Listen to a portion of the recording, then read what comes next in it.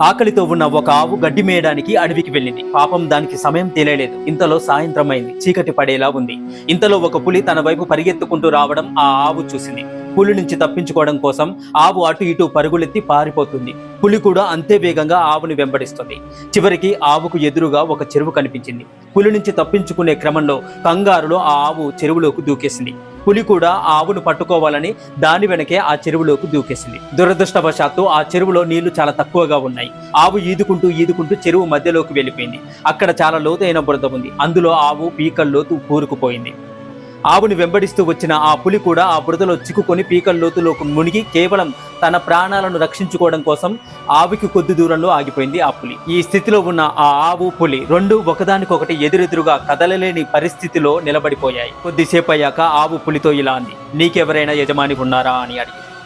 దానికి ఆ పులి అహంకారంతో, గర్వంతో ఇలా అంది, "నేనే నా అడవికి రాజుని, స్వయంగా నేనే నా అడవికి యజమానిని, నాకు వేరే యజమాని ఎవరుంటారు?" అంది గొప్పగా అహంకారంతో.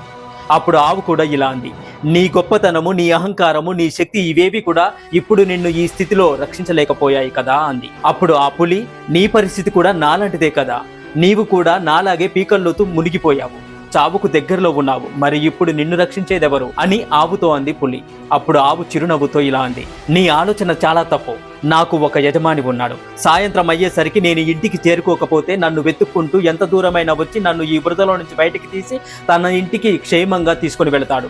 మరి నిన్ను ఎవరు కాపాడుతారు? నిన్ను ఎవరు బయటికి లాగుతారు?" అంది ఆవు.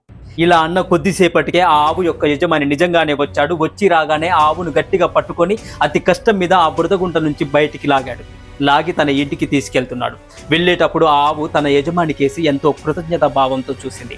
కావాలంటే ఆ ఆవు, ఆ యజమాని వారిద్దరూ కలిస్తే ఆ పులిని కూడా బయటికి లాగగలరు. కానీ అది వాళ్ళ ప్రాణాలకు ముప్పని గ్రహించి ఆ పులిని బురదలోనే వదిలేసి వెళ్ళిపోయారు. ఈ కథలో ఆవు నిరంతరం పరమాత్మ చింతనలో ఉండే సాధకుని యొక్క హృదయం లాంటిది మిత్రులారా. పులి అహంకారంతో నిండిన మనస్సు. ఆ యజమాని ఎవరో తెలుసా? పరమాత్మ. బురదగుంట ఈ సంసారం. ఎవరి మీద ఆధారపడకుండా జీవించడం అనేది ఒక మంచి ఉద్దేశమే. కానీ నేనే అంత, నా వలనే అంత జరుగుతుంది, నేను లేకపోతే ఏమీ లేదు, నాకు ఎవరి అవసరము లేదు, రాదు అనే భావన ఎప్పుడూ కూడా మనిషిలో ఉండకూడదు. దీనినే అహంకారం అని అంటారు. మన అహంకారం మన వినాశనానికి బీజం అవుతుంది. ఈ జగత్తులో పరమాత్మను మించిన హితాభిలాషి, మన మంచిని కోరుకునేవారు వేరే ఎవరుంటారు?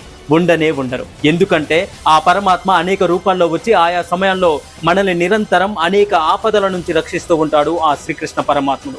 పరమాత్మ, నీవే ఉన్నావు, అంతా నీ ఇష్ట ప్రకారమే జరగని అని ప్రతి ఒక్కరూ భావించాలి. హరే కృష్ణ.